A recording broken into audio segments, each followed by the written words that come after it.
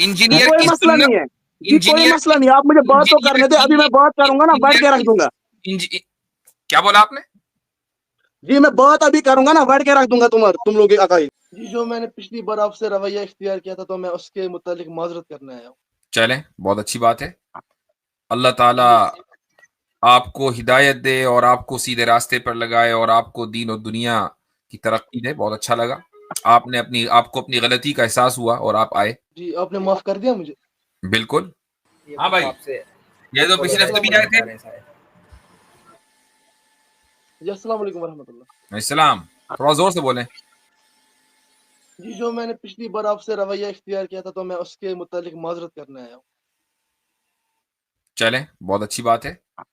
अल्लाह ताला आपको हिदायत दे और आपको सीधे रास्ते पर लगाए और आपको दीन और दुनिया की तरक्की दे। बहुत अच्छा लगा, आपको अपनी गलती का एहसास हुआ और आप आए। जी, आपने माफ कर दिया मुझे। बिल्कुल। वैसे मुझे मालूम नहीं है कि मेरे चैनल के ऊपर मेरी आपसे जो गुफ्तगू पिछले हफ्ते हुई थी वो वीडियो आ गई है या नहीं। अगर आ गई है तो अब क्या कर सकते हैं, लेकिन अगर वो नहीं आई है तो मैं एडमिन को कहूंगा कि वो वीडियो ना डाले अलग से।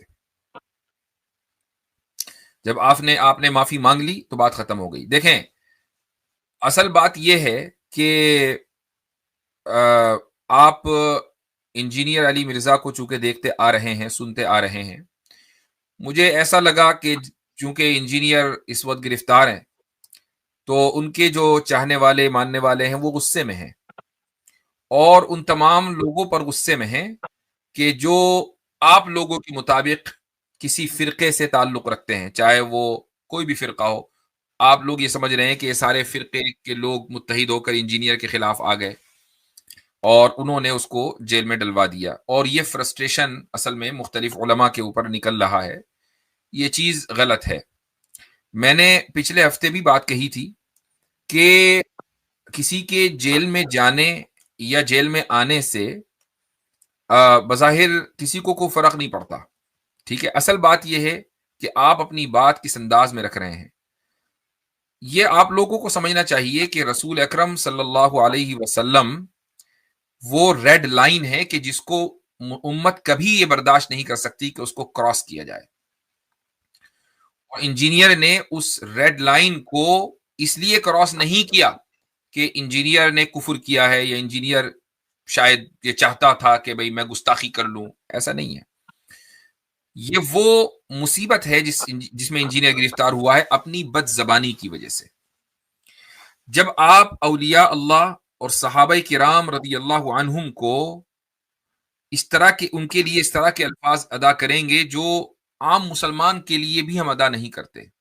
ठीक है, आम मुसलमान के लिए भी हम अदा नहीं करते, अपने बहन भाइयों के लिए, अपने दोस्तों के लिए हम वो अल्फाज नहीं बोलते, अपने माँ बाप के लिए वो अल्फाज नहीं बोलते हैं, अपने बड़ों के लिए, अपने जो कम्युनिटी के हमारे बड़े उनके लिए नहीं बोलते। वो अल्फाज औलिया अल्लाह और इसी तरीके से सहाबा किराम और अइम्मा इज़ाम के लिए बोले गए हैं।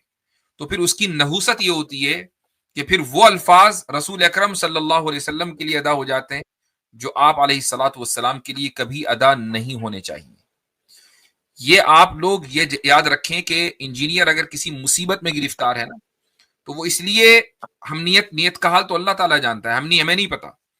इंजीनियर इस वजह से इस मुसीबत में गिरफ्तार है कि उसने एक अरसे तक सहाबा किराम रदी अल्लाह अन्हुम और औलिया इज़ाम के ताल्लुक से गलत रवैया इख्तियार किया है।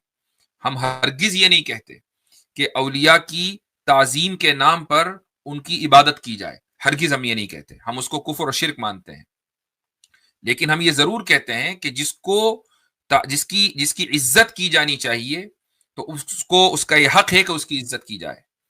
वो चाहे शेख अब्दुल कादिर जिलानी रहमतुल्लाह अलैह हो, इमाम गजाली रहमतुल्लाह अलैह हो, इब्न तैमिया रहमतुल्लाह अलैह हो, ये तमाम के तमाम वो अफराद हैं कि जिन्होंने जो इस उम्मत के दर्द के लिए दर्द में जिए हैं, जिन्होंने किताबें लिखी हैं ताकि इस उम्मत का जो भी उसके चैलेंजेस थे वो उन चैलेंजेस का जवाब दे सकें।